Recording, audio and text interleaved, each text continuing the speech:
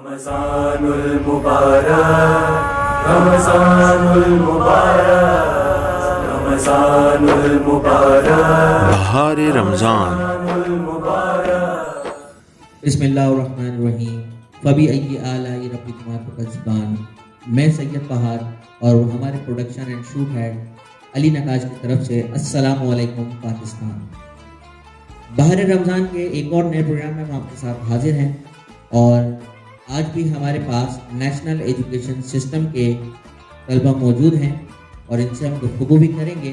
इनसे इनकी रमज़ान की रूटीन भी पूछेंगे, रमज़ान इन्हें क्या बताता है, क्या सिखाता है, क्या समझाता है, ये भी पूछेंगे। लेकिन हम चाहेंगे कि सबसे पहले हमारे इस प्रोग्राम का बाकायदा तिलावत कलाम पाक से आगाज़ किया जाए। हम अपने नन्हे से मेहमान से दरख्वास्त करेंगे कि वो पहले तिलावत कलाम पाक से आगाज़ करें। अऊज़ु बिल्लाहि मिनश शैतानिर रजीम। बिस्मिल्लाहिर रहमानिर रहीम। वत्तीनि वज़्ज़ैतून वतूरि सीनीन वहाज़ल बलदिल अमीन। लक़द ख़लक़नल इंसान फ़ी अहसनि तक़वीम सुम्मा रददनाहु अस्फ़ल साफ़िलीन। इल्लल्लज़ीना आमनू वअमिलुस्सॉलिहाति फ़लहुम अज्रुन ग़ैरु ममनून। वमा युकज़्ज़िबुका बअद बिद्दीन। अलैहिस्सलाहु बिअहकमिल हाकिमीन। सदक़ल्लाहुल अज़ीम। सुभान अल्लाह, सुभान अल्लाह। हम प्रोग्राम को आगे बढ़ाते हैं और सबसे पहले हम पूछते हैं अपने बच्चों से कि उनका नाम क्या है, वो किस क्लास में पढ़ते हैं, उनकी उम्र क्या है। तो सबसे पहले हम चाहेंगे कि आप अपना तारुफ कराएं। अस्सलाम वालेकुम, मेरा नाम मोहम्मद सुभान नदीम है और मैं क्लास 6 का तालिब इल्म हूँ और मेरे स्कूल का नाम नेशनल एजुकेशन सिस्टम है और मेरी उम्र 12 साल है। अस्सलाम वालेकुम, मेरा नाम शेख फहद है और मैं क्लास 6 में पढ़ता हूँ और मेरे स्कूल का नाम नेशनल एजुकेशनल सिस्टम है। तो 12 साल इस वक्त हमारे पास सबसे छोटी उम्र के बच्चे हैं, तो इनका जवाब अब बहुत ज़्यादा हमारे लिए फ़ायदेमंद होगा कि इस उम्र के बच्चे जो हैं रमज़ान को क्या समझते हैं, क्या उससे सीखते हैं या रमज़ान इन्हें क्या सिखाता है। तो मैं चाहूँगा कि आप हमें ये बताएं कि आप क्या समझते हैं कि रमज़ान आपको क्या बता रहा है, क्या सिखा रहा है, या आपको क्या लगता है रमज़ान जब आता है तो क्या फील होता है, क्या महसूस होता है। रमज़ान हमें सब्र व तहम्मुल सिखाता है और नमाज पढ़ना 5 वक्त की नमाज पढ़ने का पाबंद बनाता है। सही, आपने जो जवाब दिया सब्र व तहम्मुल सिखाता है, ये सबसे इम्पोर्टेंट जवाब था कि हमें जो है रमज़ान सबसे बड़ा जो दर्स देता है, सबक देता है, सब्र करने का देता है कि हम कैसे अपनी भूख को रोकें, हम कैसे अपनी भूख के साथ अपने रूटीन के काम भी करें।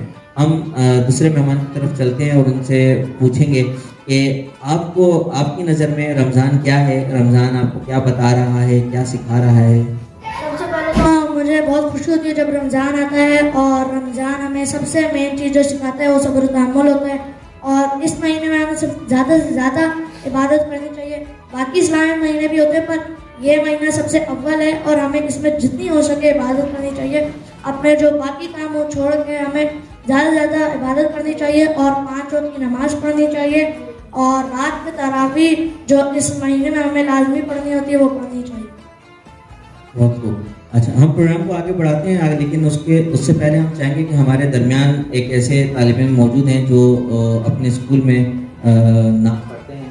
तो हम चाहेंगे कि आप नात शरीफ का हदिया पेश करें। अल्लाहुम्मा सल्लि अला सय्यदिना व मौलाना मुहम्मदिन।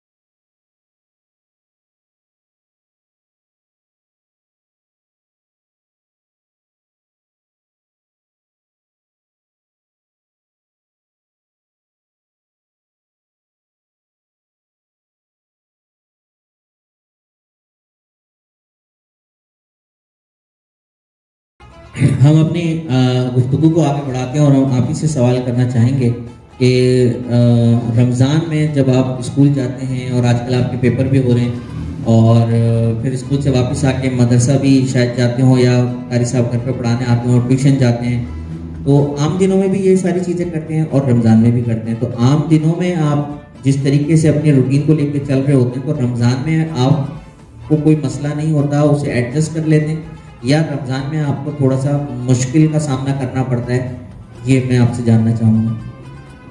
नहीं, रमज़ान में कोई ऐसा मसला नहीं। मतलब आप अपनी रूटीन को एडजस्ट कर लेते हैं, आपको ये मसला नहीं होता कि सुबह भी स्कूल से वापस जाएंगे तो ट्यूशन वाली भी जो है जल्दी बुला लेते हैं, तो फिर वहाँ जाएंगे दोपहर में सोने को नहीं मिलेगा, फिर वहाँ से आएंगे तो थोड़ी देर बाद फिर असर होने लगेगी, तो मतलब दोपहर में सोने को अक्सर नहीं मिलता।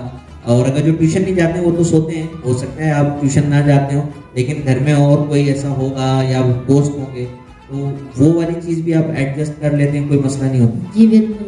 अच्छा, हम अपने दूसरे मेहमान से भी कुछ ऐसे ही सवाल करेंगे, लेकिन इसमें थोड़ी सी रद्दोबदल ये करेंगे कि जो हम अपनी स्टडी करते हैं नॉर्मल रूटीन में घर आने के बाद, ये ट्यूशन जाना है और फिर घर आके स्कूल का होमवर्क करना है, टेस्ट याद करने हैं या ट्यूशन के टेस्ट याद करने हैं, और फिर हम रमज़ान में जब आ जाते हैं तो ये सारे काम करने हैं, तो आपकी जो एजुकेशन लाइफ है, जो आपकी पढ़ाई वाली ज़िंदगी है, तो वो आपके लिए रमज़ान में आसान हो जाती है? आपको पढ़ने का टाइम क्या ज़्यादा मिलता है या आपके लिए थोड़ी सी टफ हो जाती है कि टाइम कम मिलता है, यार सुबह भी जल्दी उठना है, रात को जल्दी भी सोना है, दोपहर में भी नहीं सोना है और पढ़ाई को भी लेके चलना है? अव्वल बात तो रमज़ान की एक अच्छी बात है कि हमें रात को जल्दी सोना भी होता है और जल्दी उठना भी होता है, तो इसलिए हमें पढ़ाई में तो इतना मसला नहीं होता, क्योंकि हम स्कूल से वापस आते हैं तो स्कूल का काम और जो याद करने की चीज़ें, ट्यूशन वगैरह मदरसा, तो हम लोग जल्दी चले जाते हैं ताकि ज़्यादा से ज़्यादा देर इबादत करें रमज़ान में। बहुत खूब।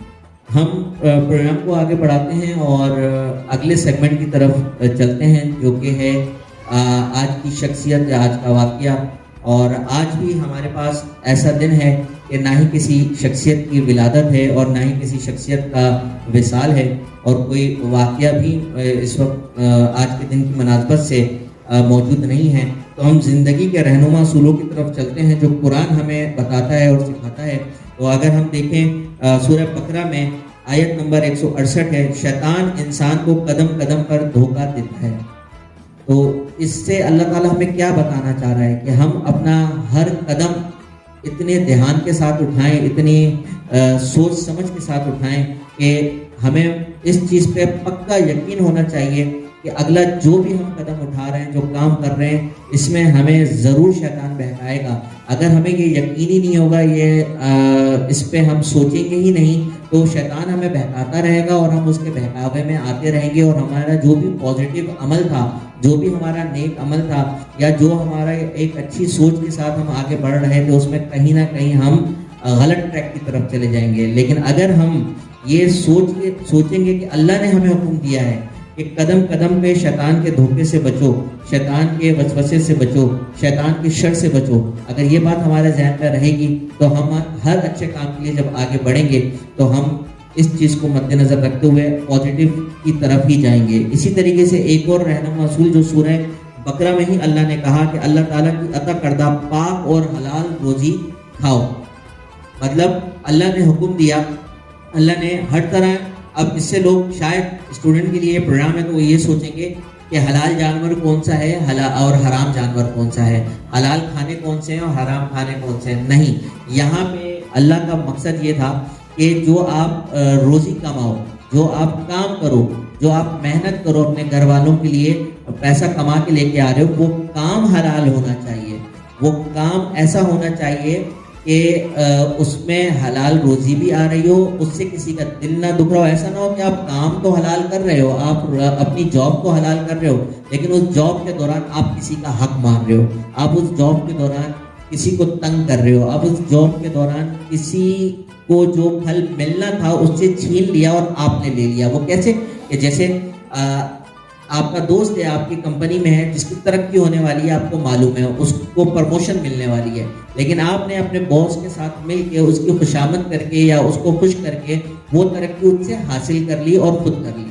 फिर और इससे नीचे लेवल पे आते हैं वो क्या है कि जैसे आपने पेपर की तैयारी 100% नहीं की, आपने 80% या 90% तैयारी की है और आपके दोस्त ने आपसे 10% ज़्यादा किया, मतलब आपकी 80% तैयारी है और आपके दोस्त की जो है 90% है, तो यकीनन उसके नंबर आपसे 10% ज़्यादा आएंगे। लेकिन आपने क्या किया, आपने चिटिंग की, अपने दोस्त से अपने कॉपी से चिटिंग करके उसके बराबर नहीं, उससे थोड़े से ज़्यादा नंबर हासिल कर लिए। तो बेसिकली ये आपको लगेगा बस सही है, छोटा सा काम है, लेकिन आपने अपने दोस्त का हक खाया है, हक मारा है। जो उसको पोजीशन मिलनी चाहिए थी वो उसे नहीं मिली, वो आपको मिली। जब छोटे होते हैं तब तो ऐसी चीज़ें चल जाती हैं, लेकिन आज हमें इन बच्चों के सामने ये बातें करते हुए इसलिए अच्छा लग रहा है कि इन्होंने आगे बढ़ना है, आगे जाना है, इन्होंने जॉब करनी है। अगर ये आज इन चीज़ों पे अमल करेंगे तो कल अपनी कंपनियों में, अपने बिजनेस में भी इस चीज़ का ख्याल करेंगे कि हम किसी और का ना हक खाएं ना हक मारें। तो ये दो आज की ख़ास बातें थी। हम अपने प्रोग्राम को वाइंड अप करते हैं और वाइंड अप से पहले हम अपने अगले सेगमेंट बब्बा फूड का दस्तरखान आपके सामने पेश करते हैं, जो प्रोग्राम मेरी इजाज़त के बाद आपको उस एक नई रेसिपी देखने को मिलेगी। उसे देखें और उसे शेयर भी करें, उसे लाइक भी करें। और आज के प्रोग्राम के लिए सैयद फहाद हम और हमारे प्रोडक्शन और शूट हेड अली नकाश को इजाज़त दें। बहुत बहुत शुक्रिया। अल्लाह हाफिज़।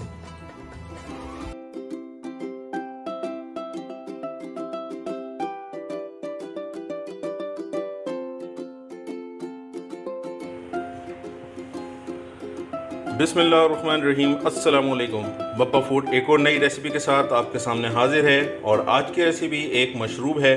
हम आपके सामने आज दूध का शरबत बनाने जा रहे हैं, मिल्क जूस। दूध का शरबत बहुत सारे तरीक़ों से लोग बनाते हैं, तो हम क्या ऐसा करने जा रहे हैं जो कुछ अलग है, स्पेशल है, तो आपको रेसिपी के बाद ही पता चलेगा। तो दूध के शरबत में दूध के अलावा जो जो चीज़ें हम डालेंगे वो आपके सामने नज़र आ रही हैं। सबसे पहले हम आपको बताएं, हमने मेवे में बादाम लिए हैं 200 ग्राम, जिसे हमने क्रश करके यहाँ पे रख लिया है। और इसी तरीके से 100 ग्राम हमने पिसा हुआ नारियल लिया है। हमने कंडेंस मिल्क लिया है, तकरीबन ये 200 ग्राम कंडेंस मिल्क है। और हमने तकरीबन 1.5 कप चीनी ली है, क्योंकि कंडेंस मिल्क भी आपके पास है जिसमें बहुत ज़्यादा मिठास होती है, इसलिए चीनी हमने 1.5 कप रखी है। और साथ में हमने यहाँ पे एक जो डब्बी होती है उसकी क्रीम की 250 ग्राम की, और कुछ 200 ग्राम की होती है, 250 ग्राम वाला हमने एक पैकेट लिया है क्रीम का। और 2 चम्मच हमने ये कस्टर्ड पाउडर लिया है कलर देने के लिए। और तकरीबन 7-8 हमने इलायची ली है और 2 चुटकी हमने ज़ाफ़रान ली है। ज़ाफ़रान से कलर और खुशबू दोनों चीज़ें ऐड हो जाती हैं। तो ये वो चीज़ें थीं जो हम दूध के शरबत में डालेंगे। और ये तमाम चीज़ों की जो हमने रेशो बताई है, तो इसमें दूध की रेशो तकरीबन 5 kg है, 5 kg है। और अब हम दूध को बॉईल करने की तरफ जाएंगे। दूध बॉईल होने के बाद इसमें चीज़ें किस तरीके से डाली जाएंगी वो हम आपको अगले स्टेप में बताते हैं। दूध हमारा बॉयल हो रहा है। कोशिश करें कि दूध बॉयल जब हो तो आप थोड़ी देर बाद इसमें जो चम्मच है वो चलाते रहें, ताकि इसमें मलाई ना बने। और बार बार चम्मच चलाते रहें, थोड़ा सा छोड़ दें, फिर थोड़ी देर बाद आप चम्मच चलाएं।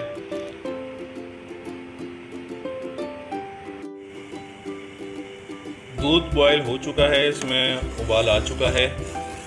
तो अब हम इसमें जो चीज़ें ऐड करनी है वो हम ऐड करेंगे, क्योंकि हम बार बार चम्मच चलाए जा रहे थे तो दूध ऊपर अभी नहीं आ रहा, और अभी ऊपर आने वाला है। तो हम चूल्हे की आग भी थोड़ी सी कम करेंगे और फिर इसमें साथ साथ जो जो चीज़ें जिस स्टेप से डालनी है वो भी हम इसमें इन करेंगे। जी, तो सबसे पहले तो हम इसमें बादाम डालेंगे ताकि वो इसमें साथ साथ पकें, बॉयल हों। और उसी के साथ हम इसमें पिसा हुआ नारियल जो है ये भी ऐड कर देंगे। और सबसे इम्पॉर्टेंट चीज़ खुशबू के लिए हम इसमें इलायची जो है वो ऐड करेंगे। और अब इसको हम कुछ देर पकाएंगे। कुछ देर आप ये समझ रहे हैं कि आपने कम से कम भी 15 मिनट तो आपने ये चीज़ें डाल के इसे पकाना है। लेकिन शर्त ये है कि आपने मुसलसल चम्मच चलाते रहना है। क्यों? इसकी वजह ये है कि अगर आप चम्मच नहीं चलाएंगे तो आपका जो मेवा है वो नीचे चिपकने लगेगा, और अगर वो ज़्यादा चिपक गया तो जलसान भी आ सकती है। तो आपने अपने चम्मच को हिलाते रहना है तकरीबन 15 मिनट तक। इसके बाद आप अपने शरबत में दूध में कंडेंस मिल्क ऐड कर देंगे, तकरीबन 200 ग्राम। आप कंडेंस मिल्क ना भी डालें तो कोई इतना मसला नहीं है, आप चीनी की रेशो बढ़ा सकते हैं, लेकिन हमने कंडेंस मिल्क को यूज़ किया है। उसकी वजह टेस्ट भी है और जो मिठास है उसकी एक अलग टाइप की मिठास होती है। और अब हम अपना जो कस्टर्ड पाउडर हमने दूध में ऐड किया वो हम इसमें इन करेंगे, लेकिन साथ साथ आपका जो कवगीर है वो चलता रहना चाहिए। आहिस्ता आहिस्ता आप इसमें ऐड करते हैं और कवगीर को चलाते रहें।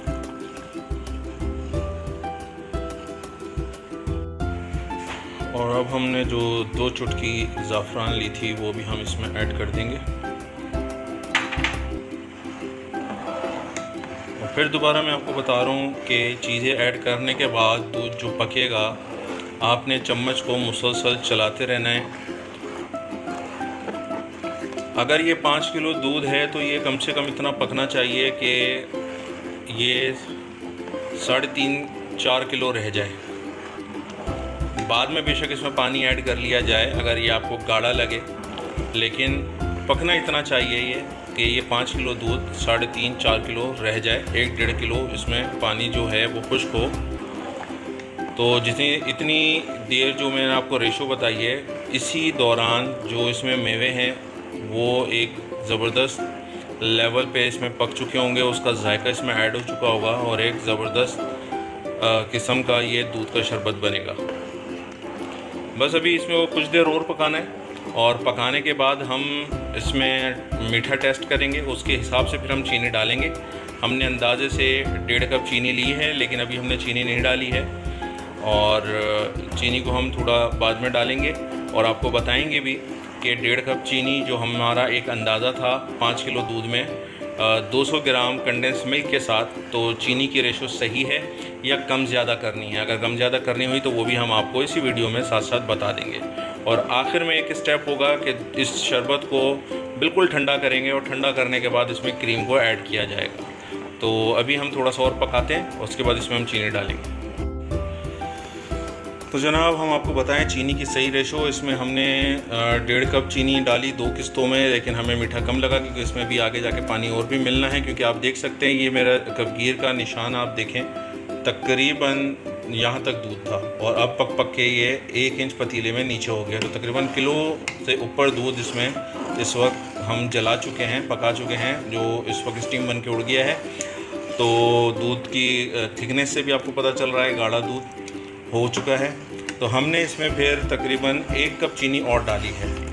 तो अब फाइनली मीठा ऐसा लग रहा है कि इसमें अगर हम थोड़ा बहुत पानी और मिलाएं तो मिठास बेहतर ही होगी। हाँ, जिन्हें तेज़ मीठा पीने का शौक़ है तो वो आखिरी मरहले में पानी मिलाने के बाद भी चेक कर सकते हैं और उसमें और भी चीनी मिला सकते हैं, क्योंकि अक्सर लोग तेज़ मीठा नहीं पीते हैं। मीठा कम तो नहीं किया जा सकता, बढ़ाया जा सकता है। तो आप कोशिश करके कम ही रखें और बाद में बेशक उसे ऐड कर लें। तो अब ये फ़ाइनल टच है, इसे हम थोड़ा सा और पकाएंगे, चूल्हा बंद कर देंगे, उसके बाद हम इसे ठंडा होने देंगे। जब ये ठंडा हो जाएगा तो हम इसमें क्रीम ऐड करेंगे और क्रीम ऐड करते वक्त फिर हम आपके साथ आते हैं। और शरबत हमारा ठंडा हो चुका है, अब बारी है इसमें क्रीम ऐड करने की। क्रीम ऐड करके आप इसे मिक्स करेंगे अच्छे से। थोड़े आपको फुटके महसूस हो रहे होंगे, आप इसे जैसे इसे हिलाते रहेंगे और ये सारी जो क्रीम है इसमें घुल जाएगी आराम से। और तकरीबन अब ये रेडी हो चुका है, बस इसे हम गिलास में निकालेंगे, लास्ट शॉट लेंगे और उसके बाद हम इससे लुत्फ़ अंदोज़ होंगे। माशाअल्लाह फबी अय्यि आलाइ रब्बिकुमा तुकज़्ज़िबान, तुम अपने रब की कौन कौन सी नेमतों को झुटलाओगे।